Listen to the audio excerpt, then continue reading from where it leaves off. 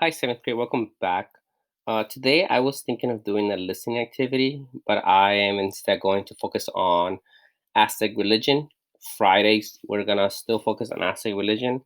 Monday, Aztec religion, and then and then Tuesday, Wednesday, we'll focus on listening, and then you're going to be assessed. You will have several quizzes next week that are gonna focus on Aztec society, including religion, a listening activity, listening quiz, and also a CE. So next week is going to be pretty loaded with that. Today we're going to work on Aztec society with an emphasis on Aztec religion. Okay. One thing that I want you guys to remember is, and girls, is that the Aztecs were polytheistic. That means that they believed in more than one god, and they believed that the gods impacted their daily lives. So religion and priesthood was a very, very large part of Aztec society because they believed that their job as Aztecs was to please the gods because the gods um, could be upset and they needed to be appeased. Okay, here's a social pyramid of the Aztec society. At the very top is the emperor. There's one ruler at a time, um, and he is considered like semi divine, almost like a god himself. Below the emperor is the are the nobles. That includes priests, military officers, and government leaders. And these people's jobs was to assist the emperor. They were very, very powerful, very, very wealthy.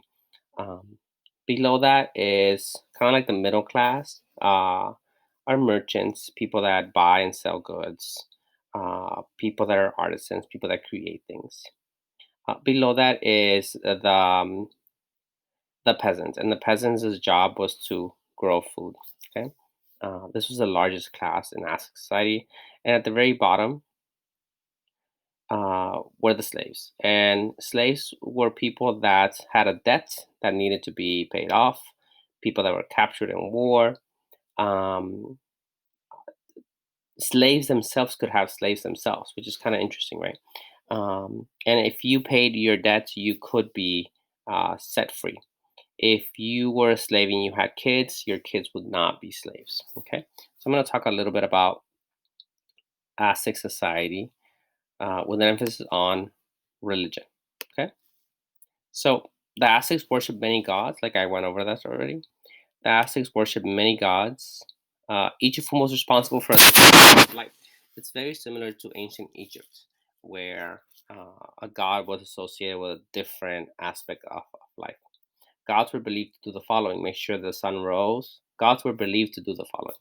So make sure the sun rose each morning, control the weather, control the illness, control happiness, etc.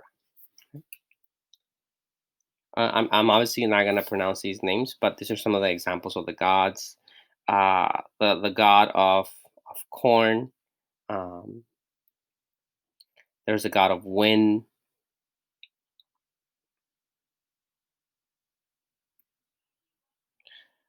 This is just a continuation of the other god. There's the god of medicine, the god of healing and fertility. This is a goddess of cactus. So again, there's a god for many many things, right? You might have heard this one, which Potli was that god that, according to the legend, told the Aztecs where to settle. So this was the one that the Aztecs mainly sacrificed people for. Another big thing that you need to know is that according to historical records, the Aztecs did sacrifice people, uh, but it is debated of how many people they actually sacrificed. Right? Was it that the Aztecs exaggerated how many people they sacrificed to scare their enemies, or was it that the Spanish, the people that conquered the Aztecs, did they exaggerate the number of people that the Aztecs sacrificed to make them seem more like savages? So sacrifices were offered up to the sun god for fear that the world will stay in eternal darkness. The Aztecs believed that the sun god needed human flesh, not flesh, human blood. um, Now, some students ask me, did the god actually come in and drink this? That no. It's like a symbolic feeding of the god. This is the rain god. This god was taken from one of the types of people that the Aztecs conquered. So the Aztecs would conquer people and then incorporate their part of their beliefs or their religion into their own. He was one of the most important. Think about why the rain god is one of the most important, right? Quetzalcoatl, sometimes depicted as a white man, light, the shining one, looking nothing like the Mesoamerican people who worship him. So this guy's going to be important later because when the Europeans show up, it is believed that the Aztecs believed that it was a god that showed up because the Europeans were light skinned. They believed that the Europeans were a god because Quetzalcoatl is a like a light skinned god. Most often, he's depicted as a feather serpent. And again, if you look at the bottom, it says confused with Hernando Cortez, the conquistador. So the Aztecs believe that Cortez, this European person that came from Europe, that was out to conquer them, was a god. So this is obviously an image. If you're squeamish about this, I apologize. But these are some of the images that people have of the Aztecs, right? It goes beyond this, what the Aztecs are. Um, it is part of their history. I'm not saying it's right or wrong. It is part of the history. There's nothing we can do about it now, but we can't judge the Aztecs just based on this, right? Today, around the world, we go to war and we do, you know, people do worse things. I don't know if you could do. I take that back. I don't think there's something worse than this, but people kill in the name of something, right? So people are still doing things today in the name of peace, in the name of democracy, in the name of liberty. Um, so let's not pass judgment so fast. Okay. Sacrifices, they were made to the sun god for fear of living in eternal darkness. The Aztecs believed that the sun god went to battle every evening, every night. I think it was with the moon god, and he needed human blood to come up the next day.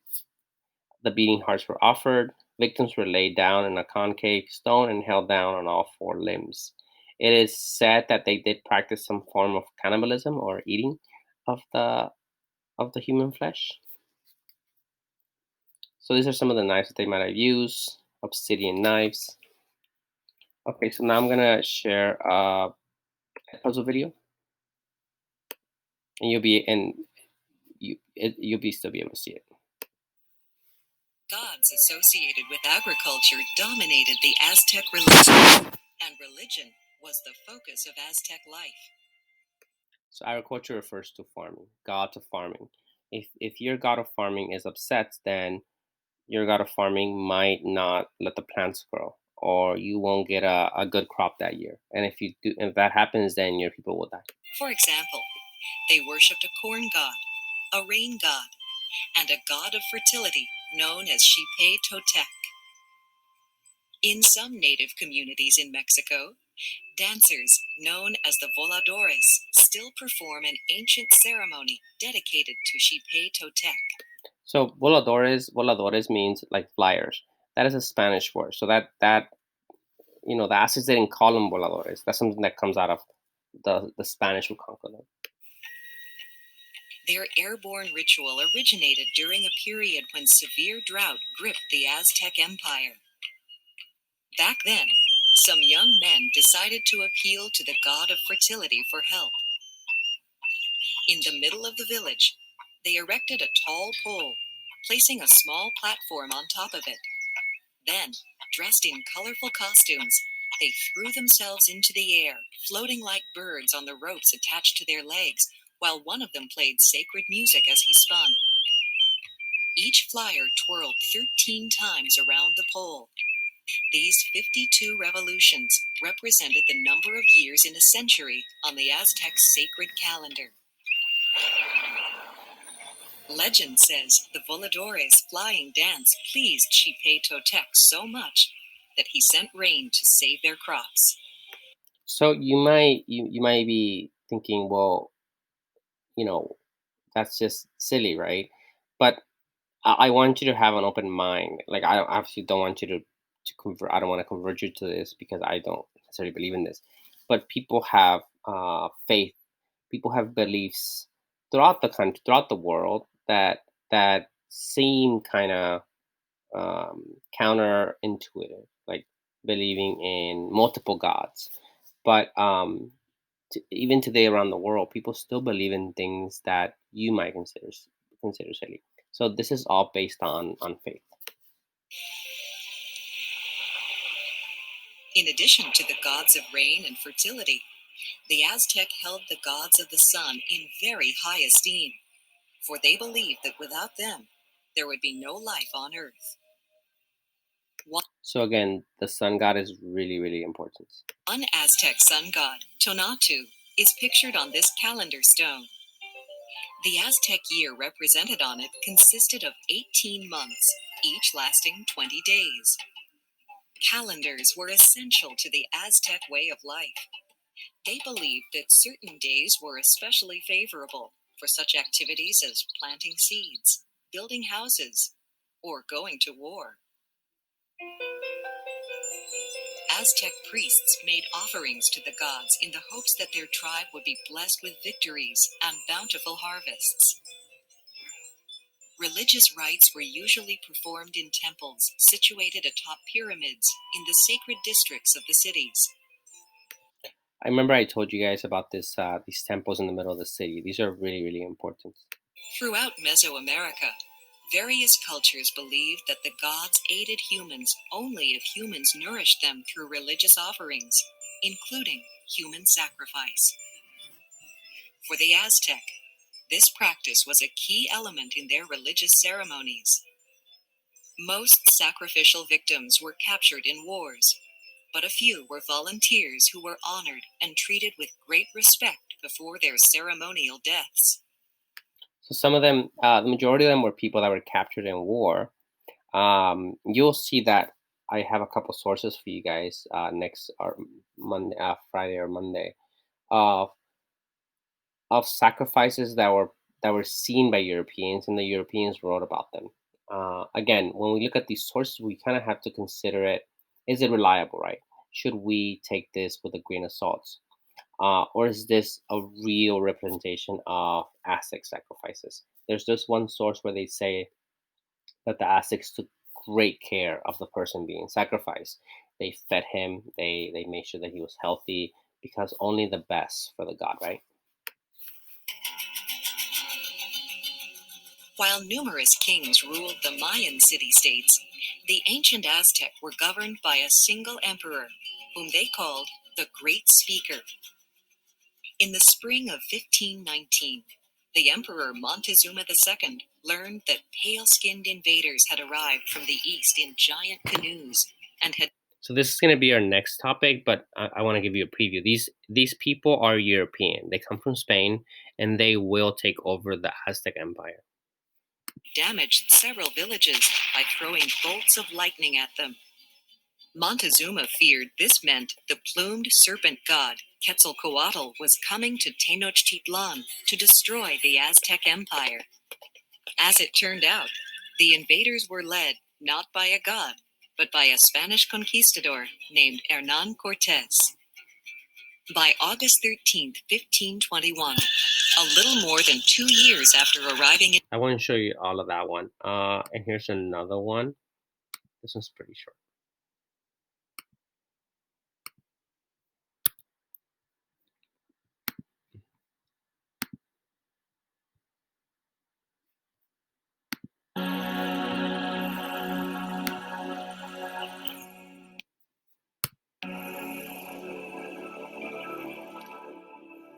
From the Gulf of Mexico to the Pacific Ocean, the Aztecs ruled an empire built on trade, tribute, and terror. Tribute means the Aztecs conquered other tribes and made them pay taxes. That's what tribute means. Scarcely 200 years before the Spanish arrived, the Aztecs entered the Valley of Mexico and settled at the center of vast Lake Texcoco.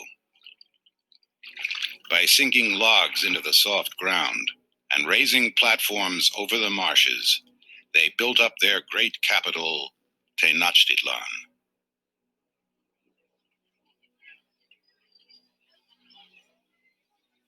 Lacking natural wealth, the city grew rich on trade. Life revolved around its thriving markets.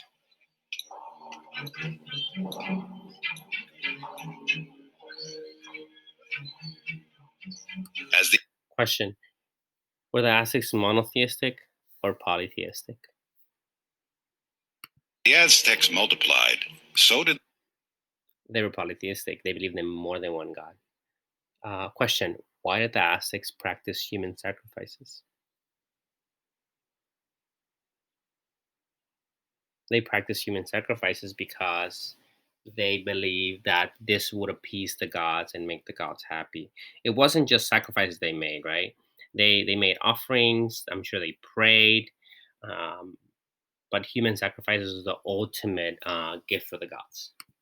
their power. Tenochtitlan, built upon mud, gained a second foundation. Tribute, in goods and flesh, exacted from its weaker neighbors by its powerful army.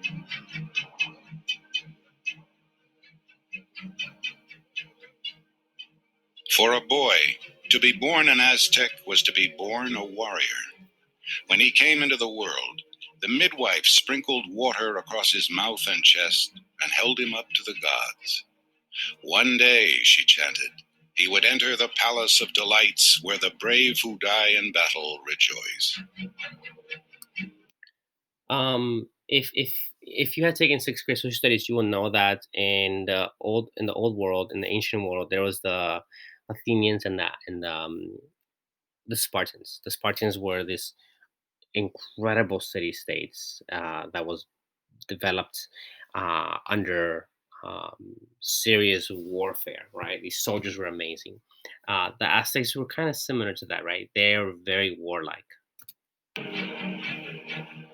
The boy's life would be dedicated to Huitzilopochtli, god of the sun and of war. He was the model for every warrior. Each night, the sun god fought furiously with the moon and the stars. At dawn, victorious, he rose again, and crops flourished. But the nightly battle so exhausted him that he craved the precious water, human blood. One year, a student asked me, "Does that mean that the Aztecs sacrifice a person every day?" The answer to that is, I don't know. Um, Based on what this narrator said, it will think that is yes, because the sun god needs to come back the next day.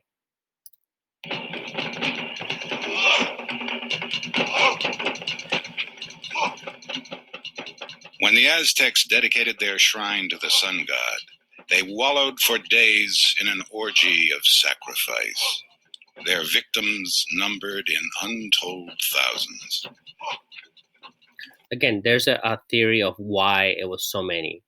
One theory is that they sacrifice a lot of people to make their enemies afraid that this can happen to you if you don't bow down. Another theory is um, that the Europeans, the people that wrote about these sacrifices, they exaggerated the amount of sacrifices to make the Aztecs seem more savages. War must always continue, so that whenever our god wishes to eat and feast, we may go there as one who goes to a market to buy something to eat, to obtain victims to offer our god, Huitzilopochtli. So, big idea from this: the Aztecs were polytheistic. The Aztecs sacrificed people. Um, the Aztec was ruled by an emperor. Um, and the Aztecs were a warlike people who demanded tribute from those conquered. And those people that were conquered at times were sacrificed themselves. Uh, it's been great. Tomorrow we're going to continue working on this, and I'll see you guys soon.